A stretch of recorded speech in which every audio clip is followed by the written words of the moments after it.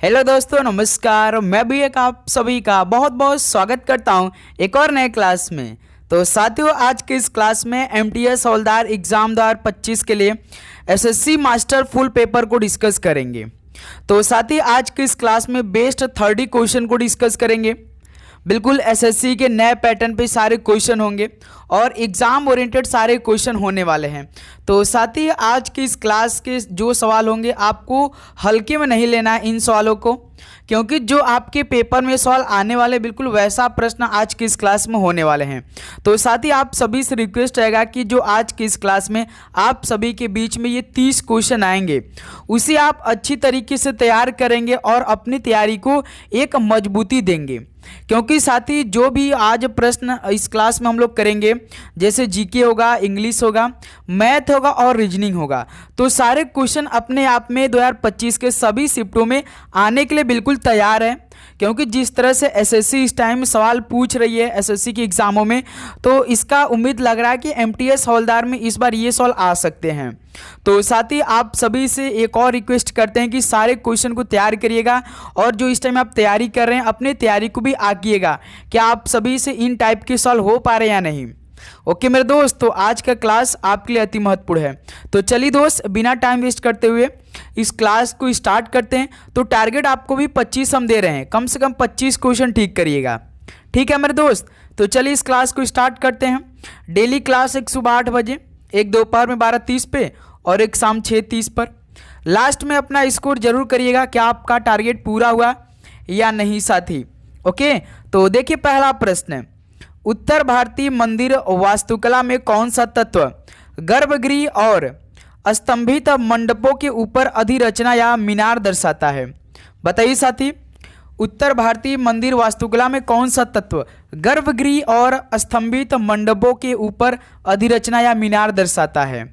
तो साथी याद रखिएगा, शिखर दर्शाता है। यानी पहले का ऑप्शन यहाँ से बिल्कुल राइट आंसर हो जाएंगे। चलिए अगला सवाल कॉल करिए, क्वेश्चन नंबर 2 को। निम्नलिखित में से किसने फॉरवर्ड ब्लॉक की स्थापना की थी? बताइए साथी, किसने फॉरवर्ड ब्लॉक की स्थापना की थी? तो सर जी सुभाष चंद्र बोस जी ने की थी फॉरवर्ड ब्लॉक की स्थापना। डी ऑप्शन बिल्कुल राइट आंसर हो जाएंगे। चलिए अगला सवाल कॉल करिए, क्वेश्चन नंबर 3 को। निम्नलिखित में से कौन सा राष्ट्रीय जलमार्ग तमिलनाडु में स्थित है? बताइए साथी, कौन सा राष्ट्रीय जलमार्ग तमिलनाडु में स्थित है? तो मेरे दोस्त याद रखिएगा, राष्ट्रीय जलमार्ग 99 जो कि यह तमिलनाडु में स्थित है। डी ऑप्शन यहाँ से बिल्कुल परफेक्ट आंसर हो जाएंगे।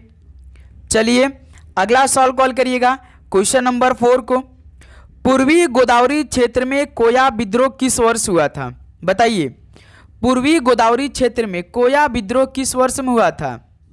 तो साथी याद रखिएगा 1879-80 में हुआ था। डी ऑप्शन यहाँ से बिल्कुल राइट आंसर हो जाएंगे। ओके, चलिए अगला सवाल कॉल करिएगा, क्वेश्चन नंबर 5 को। महासागरीय परतों के संबंध में असंगत विकल्प की पहचान करिए। चलिए साथी बताइए, महासागरीय परतों के संबंध में असंगत विकल्प की पहचान करना है।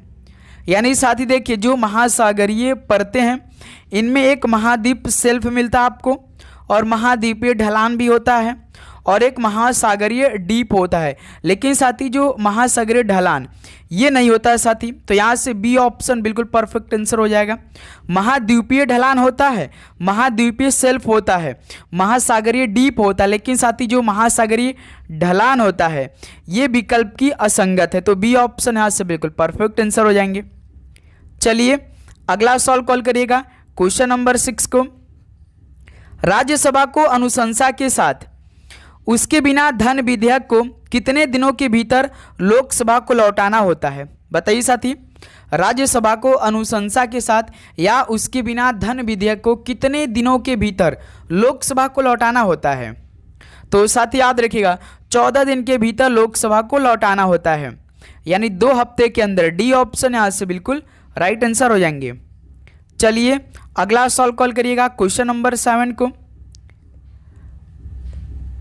पंपा द्वारा रचित ग्रंथ विक्रमार्जुन विजय निम्नलिखित में से किस भाषा में लिखा गया है?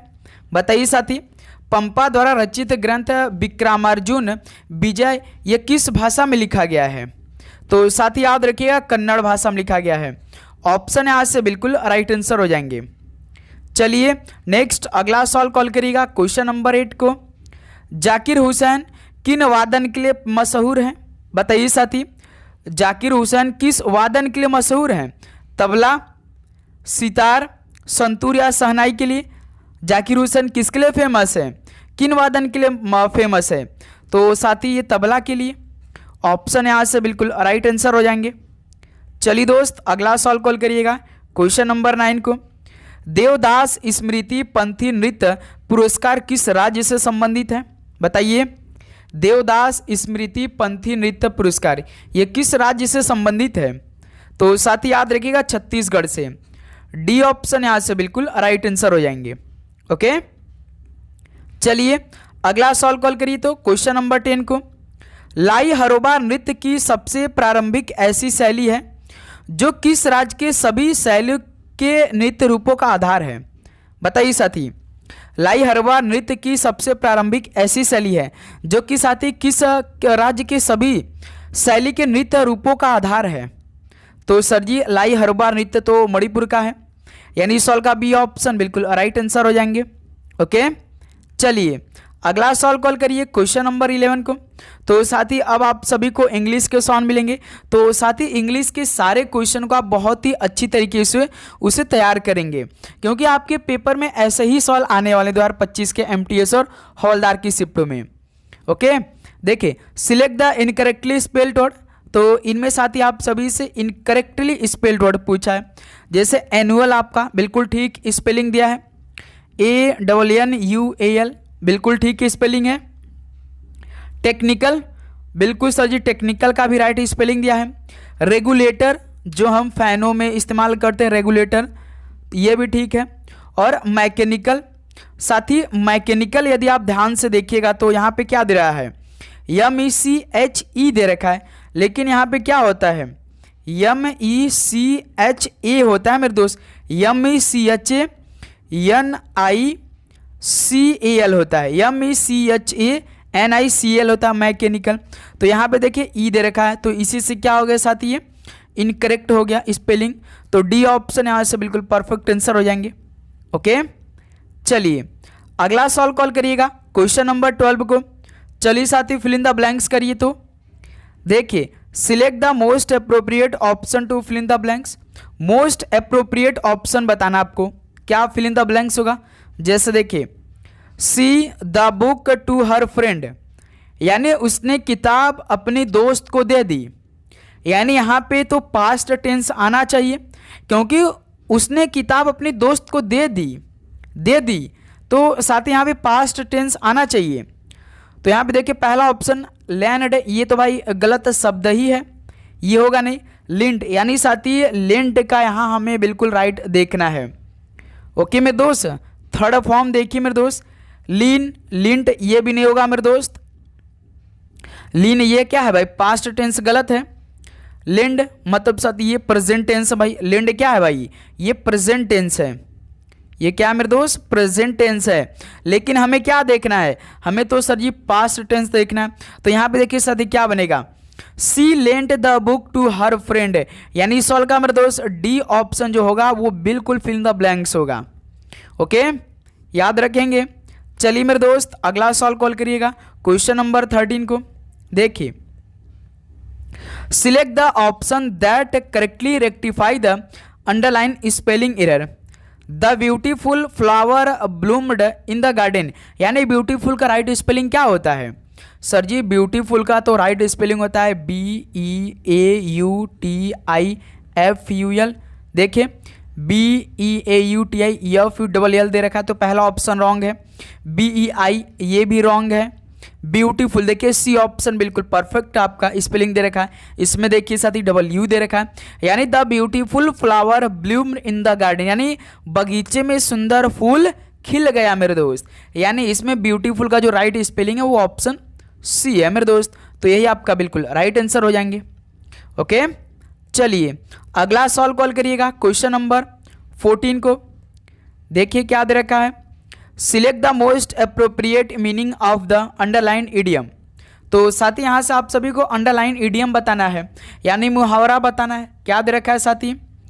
We talked over the matter for 2 hour, unfortunately we could not reach a decision. यानी साथी हम लोग लगभग 2 घंटे से अधिक किसी मैटर में बात करें, लेकिन अनफॉर्चुनेटली हम लोग उस डिसीजन यानी उस निर्णय तक पहुंच नहीं पा रहे हैं। यानी टॉक्ड ओवर मतलब साथी क्या होता है? इस मुहावरे का मतलब साथी ना डिस्कशन होता है, एक प्रकार का डिस्कशन होता है। जैसे अर्ग्यूड का मतलब क्या होता है मेरे दोस्त? झगड़ा। जो झगड़ा होता है ना, झगड़ा किया, यानी जो झगड़ा कर लेता है उसको हम क्या बोलते हैं? अर्ग्यूड।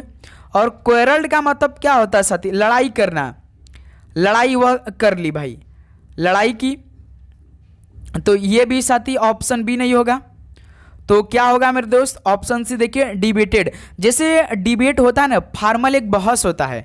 जैसे कोई विषय होता है उस पर हम लोग बहस करने लगते हैं तो वो डिबेट हो जाता है। स्कूलों में डिबेट होता है ना दोस्त? तो टीम बन जाता है, उनके बीच आपस में बहस होता है, तो इसको हम क्या बोलते हैं? डिबेट बोलते हैं। डिस्कस्ड, तो साथ ही टॉक्ड ओवर का जो इडियम होगा वो डिस्कस्ड हो जाएगा। यानी डी ऑप्शन मेरे दोस्त इस सवाल का बिल्कुल राइट आंसर हो जाएंगे। ओके, चलिए अगला सवाल कॉल करिएगा साथी, क्वेश्चन नंबर 15 को। देखिए, identify the segment that contain a grammatical error. The train is running late by 6 hour so it can not over the time. यानी साथी ट्रेन 6 घंटे देरी से चल रही है, इसलिए यह समय नहीं बढ़ा सकती। भाई इसलिए यह समय नहीं बढ़ा सकती, can not over the time. यहाँ पे साथी देखिए ध्यान से, can not over the time, इसका मतलब साथी यह समय नहीं बढ़ा सकती। लेकिन साथी यहाँ पे क्या होना चाहिए? Make over the time. क्या दे रखा है साथी? यहाँ पे ओवर द टाइम या मेक ओवर द टाइम क्या है साथी? गलत फ्रेज है। यहाँ पे क्या होना चाहिए साथी? या तो मे can not over the time की जगह क्या होना चाहिए? मेक इट ऑन टाइम होना चाहिए। क्या होना चाहिए? मेक इट ऑन टाइम होना चाहिए। अब इस मेक इट ऑन टाइम का मतलब क्या होता है साथी? इसे समय पर बनाओ, इसे समय पर बनाओ, या तो साथी मेक अप द टाइम यानी समय बनाओ। जैसे कोई ट्रेन 6 घंटे देरी से चल रही है, वो क्या बनेगी? क्या बनाएगी? समय बनाएगी, तभी तो साथी अपने टाइम से पहुंच पाएगी। तो यहाँ पे क्या दे रखा है? Can not over the time. यही साथी आपका क्या है? रॉन्ग है इस खंड में। ओके, तो यहाँ पर देखिए can not make over the time क्या है मेरे दोस्त? रॉन्ग है। यहाँ पे क्या होना चाहिए? मेक इट ऑन टाइम होना चाहिए या मेकअप द टाइम होना चाहिए? क्या? मेकअप द टाइम होना चाहिए मेरे दोस्त। ओके, ये बात याद रखिएगा।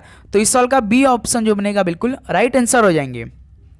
चलिए दोस्त अगला सवाल कॉल करिएगा, क्वेश्चन नंबर 16 को। Select the most appropriate option that can substitute the underline segment in the given sentence. Gold is much costly than any other metal. तो यहाँ पे कॉम्परेटिव सेंटेंस आपको दिखाई दे रहा है, यहाँ पे कंपेयर कर रहा है एक दूसरे से। Gold is much costly than any other metal. भाई गोल्ड जो मच बहुत कॉस्टली देन दूसरे धातु से, है ना साथी? तो यहाँ पे क्या सही होना चाहिए? मोर कॉस्टली होना चाहिए। मच की जगह क्या होना चाहिए साथी? More costly. Gold is more costly than any other metal, यानी डी ऑप्शन बिल्कुल परफेक्ट आंसर हो जाएंगे। ओके साथी याद रखिए, जैसे मोस्ट है ना, ये सुपरलेटिव होता है। मोस्ट जो है एक सुपरलेटिव है, और साथी मोस्ट कॉस्टली ये तो भाई ग्रामेटिकली मिस्टेक है। क्या साथी? ग्रामेटिकली मिस्टेक है। मैनी मतलब मैनी किसके लिए इस्तेमाल होता है? मात्रा के लिए इस्तेमाल किया जाता है। लेकिन मोर यहाँ पे आपका बिल्कुल ठीक है। Gold is more costly than any other metal. तो डी ऑप्शन इस सवाल का बिल्कुल राइट आंसर हो जाएंगे। ओके, चलिए अगला सवाल कॉल करिए साथी, क्वेश्चन नंबर 17 को। Select the most appropriate option to fill in the blanks. चलिए साथी यहाँ पे आप सभी को फिल इन द ब्लैंक्स करना है। जैसे देखिए, doves in the sky above me, यानी मेरे ऊपर आकाश में कबूतर हैं। यानी साथी शोर, शोर मतलब साथी यस ओ आर ई का मतलब क्या होता है? दर्द होता है, दर्द होता है। S H O R E का मतलब क्या होता है? कोई तट, जैसे नदी का तट होता है उसे क्या बोलते हैं? S H O R E बोलते हैं शोर। और इस जो C option S O U R मतलब क्या होता है? खट्टा होता है भाई, खट्टा होता है। और यस ओ ए आर का मतलब साथी ऊंचा उड़ना है, यानी डॉब्स सोर इन द स्काई एबव, मेरे ऊपर आकाश में बहुत कबूतर ऊंचाई पे है, यानी इस सवाल का डी ऑप्शन मेरे दोस्त बिल्कुल परफेक्ट आंसर हो जाएंगे। ओके, चलिए नेक्स्ट अगला सवाल कॉल करिए क्वेश्चन नंबर 18 को। Select the most appropriate synonyms of the given word. Synonyms मतलब साथी पर्यायवाची बताइए। आइडल, IDLE लिखा है, आई पहले फिर डी है फिर एल है फिर ई है मेरे दोस्त। आइडल मतलब क्या होता है साथी, जिसे हम बोलते हैं खाली, जिसे बोला जाता है खाली, या साथी निष्क्रिय। क्या मेरे दोस्त, निष्क्रिय, जिसे आप बोलते हैं निष्क्रिय, उसे क्या बोलते हैं आइडल। अनऑक्युपाइड का मतलब साथी क्या होता है, अनऑक्युपाइड का भी तो मतलब होता है खाली। निष्क्रिय यानी पहला ही ऑप्शन बिल्कुल राइट आंसर हो जाएगा। अनसेफ मतलब असुरक्षित होता है, और साथ ही अनग्रेटफुल का मतलब क्या होता है, कृतज्ञ होता है। क्या होता है मेरे दोस्त, कृतज्ञ होता है, ये बात याद रखिए। अनईजी मतलब साथी क्या होता है, बेचैन होता है। अनईजी का मतलब साथी बेचैन, लेकिन जो सिनोनिम्स पूछा आइडल, इसका राइट आंसर अनऑक्युपाइड होगा। ऑप्शन यहाँ से बिल्कुल परफेक्ट आंसर हो जाएंगे। ओके, चलिए नेक्स्ट अगला सवाल कॉल करिए क्वेश्चन नंबर 19 को। Select the most appropriate option to fill in the blanks. चलिए साथी यहाँ पे आप सभी को फिल इन द ब्लैंक्स करना, फटाफट साथी इस सवाल का राइट आंसर दीजिए। जैसे यहाँ पे क्या दे रखा है, the croissant was dash as was the coffee, यानी जो क्रॉइसेंट है, क्रॉइसेंट थी उतना ही अच्छा था जितना कि साथी कॉफ़ी। क्रॉइसेंट भी उतना ही अच्छा था कि जितना कि कॉफ़ी। तो यहाँ पे फिल इन द ब्लैंक्स क्या होगा, जैसे साथी पहला ऑप्शन पे आप बढ़ेंगे। एलिक्वेंट का मतलब साथी क्या होता है, बोलचाल में। क्या होता है मेरे दोस्त, बोलचाल में होता है, बोलचाल में होता है मेरे दोस्त एलिक्वेंट। और एक्सीलेंट मतलब ये the croissant was excellent as the coffee, यानी साथी जो क्रॉइसेंट भी था उतना ही अच्छा बेस्ट था जितना कि कॉफ़ी था। बी ऑप्शन बिल्कुल परफेक्ट आंसर हो जाएंगे। एम्बिशियस का मतलब क्या होता है भाई, महत्वाकांक्षी होता है मेरे दोस्त, याद रखिएगा क्या होता है मेरे दोस्त, महत्वाकांक्षी होता है भाई साहब। इन्फीरियर का मतलब क्या होता है, कोई बता सकता है।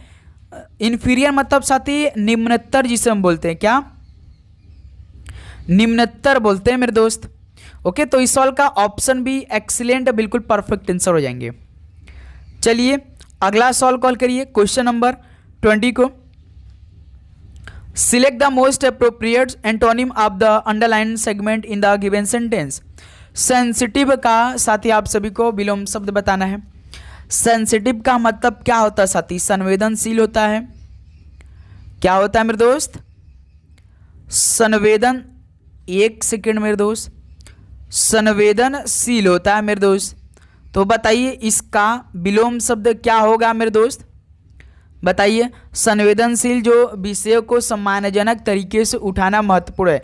यहाँ पर जो सेंटेंस दिया, it is important to bring up sensitive topics in a respectful manner, यानी संवेदनशील विषयों को सम्मानजनक तरीके से उठाना बहुत ही महत्वपूर्ण है। तो यहाँ पे साथी स्ट्रॉन्ग, तो यहाँ पे सेंसिटिव यानी संवेदनशील का जो एंटोनिम होगा वो स्ट्रॉन्ग हमारे हिसाब से लग रहा है।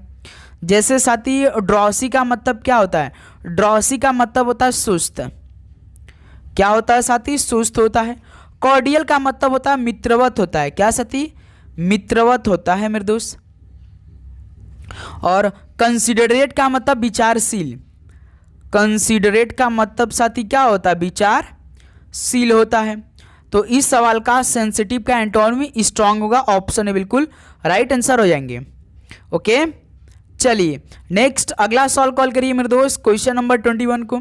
देखें, एक बक्से में रेफ्रिजरेटर कवर और वॉशिंग मशीन कवर 7:11 के अनुपात में है।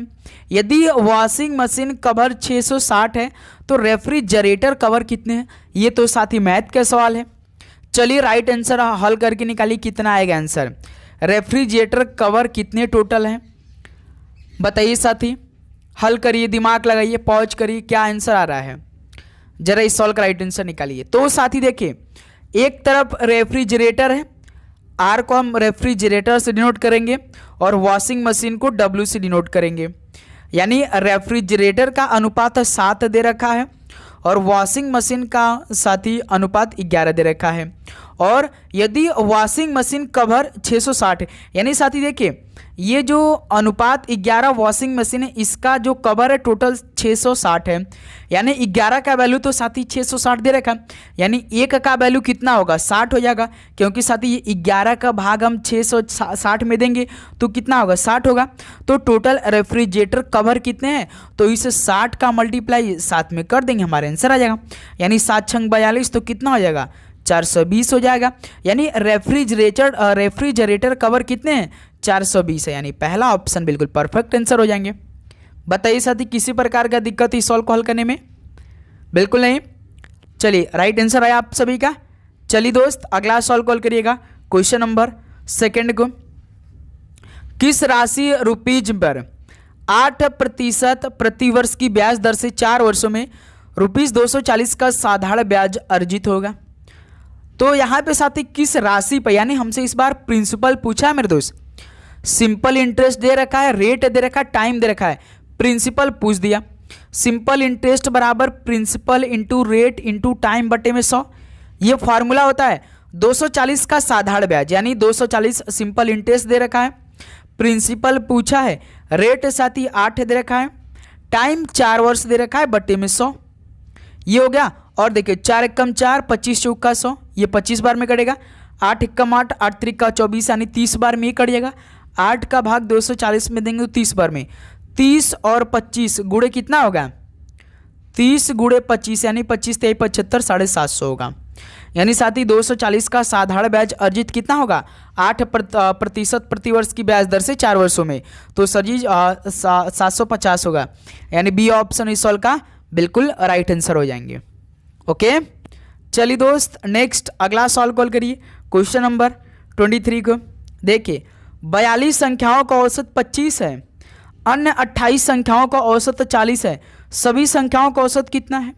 चलिए साथी राइट आंसर निकाल के बताइए। तो सर जी 42 संख्याओं का औसत 25 दे रखा है, यानी 42 संख्याओं का 25 औसत दे रखा है, तो इसका मतलब 42 गुणे 25 कितना होगा 25 दूनी 50 के 0.5, 25 चौका 100 105, यानी 105 के बराबर 1050 के बराबर हो जाएगा।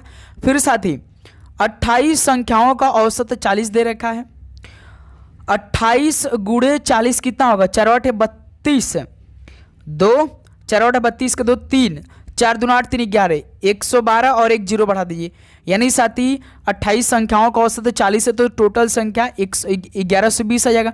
टोटल संख्या कितनी हो जाएगी 0 5 2 7 1 2 यानी 2170। अब टोटल संख्या कितनी भाई 8 2 10 और 4 2 6 7, यानी 70 बराबर 2170 हो गया। तो यहाँ पे 1 0 से 0 कैंसिल, 7 त्रिका 21 7 एकम 7, यानी साथी सभी संख्याओं का औसत कितना होगा 31 होगा, यानी बी ऑप्शन इस सॉल्व का बिल्कुल परफेक्ट आंसर हो जाएंगे। बताइए साथी किसी प्रकार का दिक्कत इस सवाल को हल करने में? आप सभी किसी प्रकार का दिक्कत? औसत कैसे निकालते भाई, सभी संख्याओं को जोड़ लेते हैं, बटे में टोटल संख्या से भाग कर देते हैं। इसमें भी वही सेम प्रोसेस हमने लगाया है ना मेरे दोस्त। चलिए भाई नेक्स्ट अगला सॉल्व कॉल करिए। तो क्वेश्चन नंबर 24 को, जब किसी संख्या के 80% को 80 में जोड़ा जाता है तो परिणाम स्वरूप वही संख्या प्राप्त हो जाती है, तो संख्या ज्ञात करिए। भाई साहब जब किसी संख्या को, यानी हमने x संख्या को मान लिया, x संख्या के 80% को 80 में जोड़ा जाता है, यानी साथी 80% है, 80% में जब 80 जोड़ा जाता है तो जो हमने संख्या माना है वही संख्या में परिणाम स्वरूप प्राप्त हो जा रहा है, यानी x के बराबर हो जाएगा। तो इस संख्या का वैल्यू निकाल दीजिए आप भाई। चलिए सॉल्व का राइट आंसर दीजिए, ये सॉल्व होमवर्क में है। चलिए कमेंट करके बताइए। हमने समीकरण बना दिया भाई, प्रश्न के अकॉर्डिंग समीकरण बना दिया, आपको बस प्लस गुणा माइनस भाग करना है, आंसर आ जाएगा। बताइए साथी। चलिए भाई कमेंट करके बताइए क्या राइट आंसर आएगा, फटाफट बताइए साथी। 50-50 कर दे, या आपका पहला ऑप्शन आएगा या तो ऑप्शन डी आएगा, कमेंट करके बताइए साथी। 50-50 चलिए कितना आंसर आएगा कमेंट करके बताइए तो आप लोग। चलिए दोस्त नेक्स्ट अगला सॉल्व को हल किया जाए। क्वेश्चन नंबर 25 को, 4 वर्षों के लिए 9% वार्षिक ब्याज दर पर उधार ली गई राशि ₹3000 पर साधारण ब्याज रुपीज में ज्ञात करिए। तो साथ ही इस बार सिंपल इंटरेस्ट का डायरेक्ट फार्मूला पूछा है। सिंपल इंटरेस्ट बराबर प्रिंसिपल, सबसे अधिक नंबर में दे रखा है 3000, रेट 9% यानी परसेंटेज में मेरा हमेशा रेट रहता है, टाइम 4 वर्ष बटे में 100, 2 ठो जीरो काट दीजिए, 30 9 9 30 27 270 गुणे 4 कितना होगा, 4 जीरो 4 7 28 का 8 2 4 दूना 8 2 10 यानी साथ ही 1080 होगा मेरे दोस्त, 1080 ऑप्शन सी। यानी 25 का ऑप्शन सी क्या बनेगा, बिल्कुल परफेक्ट आंसर हो जाएंगे। बताइए सर भाई, आप चैनल में नया तो सब्सक्राइब करके नोटिफिकेशन को जरूर ऑन कर लेंगे, क्योंकि आपको यहाँ से एक भी सवाल हल्के में नहीं लेना है, सारे क्वेश्चन को आपको तैयार करना है मेरे दोस्त, आप सभी से रिक्वेस्ट रहेगा। ओके चलिए अगला सवाल कॉल करिए साथी, क्वेश्चन नंबर 26 को। तो देखिए, एक निश्चित कूट भाषा में सेन को 5 1 6 8 के रूप में कूटबद्ध किया जाता है और गोट को 6 4 3 7 के रूप में कूटबद्ध किया जाता है। दी गई कूट भाषा में एक के लिए कूट क्या है। तो साथी देखिए, SAN सेन में 4 अक्षर है, तो 4 अलग अलग नंबर कोड किया गया है, 5 1 6 8 और GOAT गोट में 4 अक्षर हैं, तो 4 अलग अलग नंबर कोड दिया गया। ये हमसे पूछा है, जब साथी सिंगल ए पूछा तो आप क्या करेंगे, कॉमन चेक कर लेंगे। देखिए सेन में ए है और गोट में भी ए, यानी साथी दोनों में कॉमन मिल गया, तो हमारा दिमाग क्लिक किया कि जो कोड हुआ है नंबर उसमें भी कोई ना कोई नंबर होगा जो कि कॉमन होगा, तो वही हमारा ए का कोड हो जाएगा। तो साथी देखिए 6 इसमें भी है 6 इसमें भी है, यानी साथी ए का कोड क्या होगा 6 हो जाएगा, यही हमारा आंसर हो जाएगा जो कि ऑप्शन सी दे रखा है। बस यही आपका आंसर ऑप्शन सी हो जाएगा। हमेशा याद रखिए जब सिंगल पूछे तो आपको कॉमन चेक करना है, यदि कॉमन मिल गया तो समझिए साथी जो कोड हुआ है ना उसमें भी आपका कोई ना कोई कॉमन होगा, चाहे अक्षर दे, चाहे नंबर दे, चाहे कोई आपका एक सेंटेंस दे। ओके साथी चलिए अगला सॉल्व कॉल करिए, क्वेश्चन नंबर 27 को। लाइफ का कोड इतना है, फाइन का कोड इतना है, यन का कोड क्या होगा। तो इसमें भी देखिए साथ यन का कोड पूछा है, तो पहले तो कॉमन चेक करेंगे, लेकिन साथ देखिए लाइफ में यन नहीं है भाई, लाइफ में यन तो है नहीं, केवल फाइन में है। इसका मतलब साथी इसमें हम लोग एलिमिनेशन मेथड लगाएंगे। एलिमिनेशन मेथड किस में लगता है भाई, नंबर में यानी कोड में लगता है। 5 2 8 9 है, इसमें साथी 7 5 8 है। देखिए जैसे 9 इसमें है 9 इसमें है, और साथी 8 इसमें है 8 इसमें है, 5 इसमें है 5 इसमें है। तो फाइन देखिए जिसमें यन है उसी में हमारा आंसर होगा। फाइन का कोड कितना था साथी 9 7 5 8 था, यानी एन का कोड 7 हो जाएगा, यही हमारा आंसर हो जाएगा ऑप्शन है ना मेरे दोस्त। तो 27 का ये ऑप्शन है, आप सभी का बिल्कुल राइट आंसर हो जाएंगे। सिंपल सा मेरे दोस्त, जिसमें यन रहेगा उसी में आपका आंसर होगा साथी। केवल फाइन में आंसर था हमारा, तो हमारा फाइन में कोड मिला है भाई। ओके चलिए नेक्स्ट अगला सॉल्व कॉल करिए, क्वेश्चन नंबर 28 को हल करिए साथी। तो उस समुच्चय का चयन कीजिए जिसमें संख्याएं ठीक उसी प्रकार संबंधित है जिस प्रकार दिए गए समुच्चयों की संख्याएं संबंधित है। तो यहाँ पे देखिए साथी 5 40 7 दिया है, तो हमने आपको क्या बताया है, छोटा से बड़ा लिख लीजिए, 5 7 और 40 है। उसके बाद 12 65 5, यानी साथी पहले 5 लिख लेते हैं, फिर 12 लिख लेते हैं, उसके बाद साथी 65 लिख लेते हैं। तो इसको ए मान लीजिए, इसको बी मान लीजिए, इसको सी मान लीजिए। चलिए साथी पहले समीकरण को हम लोग हल करेंगे, जैसे 5 7 40 है ना, तो 5 7 40 है। तो जब इस तरह का सवाल है तो आपको सबसे पहला काम इसमें जोड़ना है, घटाना है, गुणा करना है, भाग करना है। जैसे देखिए पहले इन दोनों को हम ऐड करेंगे तो कितना आएगा साथी 12 आ जाएगा, 12 से 40 बनेगा, नहीं बन पाएगा। तो अब साथी इसमें हम क्या करेंगे, एक बार अंतर करते हैं, तो साथी 7 में से 5 को कम करेंगे तो 2 आ जाएगा। 2 से 40 यानी 2 का मल्टीप्लाई 20 में करेंगे तो 40 बनेगा। उसी प्रकार साथी यदि हम इस 12 में से 5 को कम करेंगे तो 7 में 20 का मल्टीप्लाई करेंगे तो 140 होगा। तो ये भी मेथड नहीं लग रहा। तो इसमें साथी देखिए यदि हम मल्टीप्लाई करते हैं इन दोनों का, 7 में 5 का मल्टीप्लाई करेंगे तो कितना आएगा 35 आएगा, और 35 से 40 जाना है तो इस 35 का पहला अंक जोड़ लीजिए, यानी 5 को जोड़ लीजिए, 40 बन जाएगा। उसी प्रकार देखिए यहाँ पे 12 दिया है, 5 दिया है और साथ ही 65 दिया है। देखिए 12 में 5 का मल्टीप्लाई करेंगे तो कितना आएगा 60 आएगा, और इससे 60 में 5 को जोड़ देंगे तो 65 बन जाएगा। यानी इसमें आंसर कैसे आ रहा है, A इंटू बी करने से +5 करने से हमारा C आपका आंसर आ रहा है। इसमें कैसे आंसर आया है, जैसे 5 7 है तो पहले A और B को हमने मल्टीप्लाई किया, फिर साथ ही इसमें +5 को कर दिया तो C आंसर मिल गया। यही फॉर्मेट है कि नहीं भाई, A इंटू बी +5 बराबर C आ रहा है। तो इसी प्रकार साथ ही ऑप्शन को चेक करेंगे, जैसे देखिए 2 3 6 6 5 11 हो जाएगा, रॉन्ग है भैया। 6 3 18 18 5 23, यहाँ पे देखिए 24 दिया तो रॉन्ग है। 9 5 45 41 रॉन्ग है। देखिए ये आपका ठीक है। 3 3 14, देखिए 3 का 3 में गुणा करिए कितना आएगा, 9 आएगा। इस 9 में 5 को जोड़ देगा तो 14 बन जाएगा। तो देखिए ऑप्शन डी बिल्कुल परफेक्ट आंसर हो जाएंगे। तो 28 का साथ ही डी ऑप्शन क्या बनेगा, बिल्कुल राइट आंसर हो जाएंगे। चलिए अगला सॉल्व कॉल करिए। तो क्वेश्चन नंबर 29 को, निम्नलिखित श्रृंखला में प्रश्न चिन्ह के स्थान पर क्या आना चाहिए, 5 15 45 135 405। तो सर जी 5 15 45 135 405। तो साथ देखिए 5 थे 15, 15 दिया 45, 45 दिया 135, 135 दिया 405 होता है। उसी प्रकार साथ ही 405 गुणे 3 कितना होगा, 3 5 15 5 1 3 चौका 12, यानी 1215। देखिए कौन सा ऑप्शन है, डी ऑप्शन। यानी इस प्रश्नवाचक चिन्ह की जब कितना आएगा 1215 आएगा, जो कि साथ ही डी ऑप्शन बिल्कुल राइट आंसर हो जाएंगे। ओके, किसी प्रकार का दिक्कत इस सॉल्व को हल करने में। चलिए साथी लास्ट क्वेश्चन आज के इस मास्टर पेपर का हल करिए। तो देखिए निम्नलिखित समीकरण में यदि प्लस और माइनस को आपस में बदल दिया जाए तथा गुणा और भाग को भी आपस में बदल दिया जाए तो समीकरण में प्रश्न चिन्ह के स्थान पे क्या आएगा।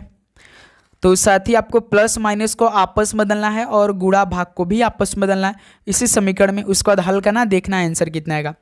चलिए साथी पहले सवाल के कंडीशन को फॉलो करते इस समीकरण में। देखिए 3 माइनस है तो माइनस की जगह +2, 2 के बाद देखिए भाग है, भाग की जगह गुणा रख दिया जाए। 8 है, 8 के बाद देखिए गुणा है तो गुणा की जगह भाग रखना है।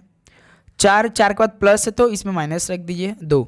देखिए यहाँ से 3 + 2 गुणे 4 का भाग 8 में देंगे 2 -2, फिर 3 + 2 दूना 4 -2, 4 3 7, 7 में से 2 को माइनस करिए 5, यानी साथ ही हमारा आंसर कितना आएगा 5, जो कि ऑप्शन डी बिल्कुल परफेक्ट आंसर हो जाएंगे। तो साथ ही यहाँ से फाइनली 30 क्वेश्चन कंप्लीट हो चुके हैं। अब बताइए साथी आप सभी का इन 30 क्वेश्चन में से कितना स्कोर रहा। चलिए साथी फटाफट बताइए अपना अपना स्कोर। तो आप सभी का इन फाइनली 30 क्वेश्चन में से कितना स्कोर रहा।